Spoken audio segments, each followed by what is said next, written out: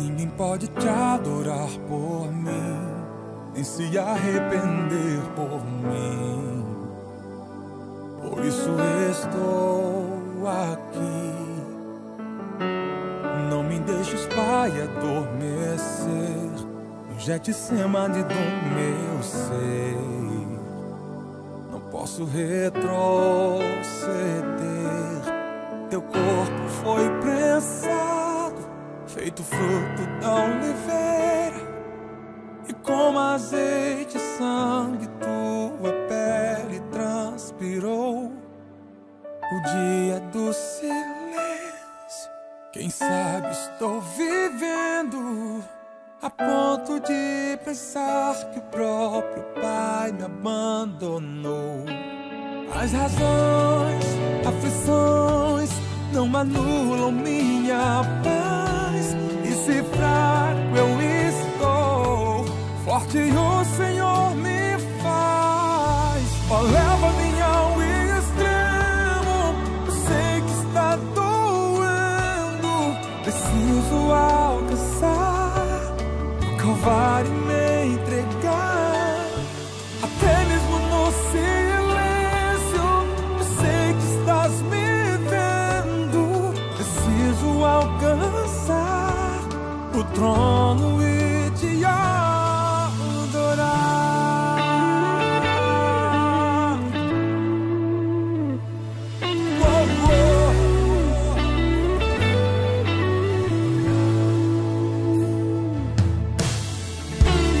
Não me deixes, Pai, adormecer no Getsemane do meu ser. Não posso retroceder. Teu corpo foi prensado, feito fruto da oliveira, e como azeite e sangue tua pele transpirou. O dia do silêncio, quem sabe estou vivendo a ponto de pensar que o próprio Pai me abandonou. As razões, aflições não anulam minha paz, e se fraco eu estou, forte o Senhor me faz. Ó, leva-me ao extremo, eu sei que está doendo, preciso alcançar o Calvário e me entregar. Até mesmo no silêncio eu sei que estás me vendo, preciso contemplar teu trono e te adorar. Eu vou te adorar, além da cruz eu vou, lançarei a ti coroas de louvor.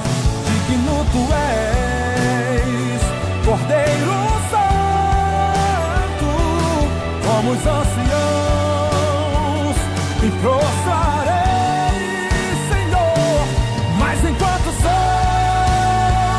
o peregrino aqui, levarei minha cruz até ao céu subir. Uma leva-me,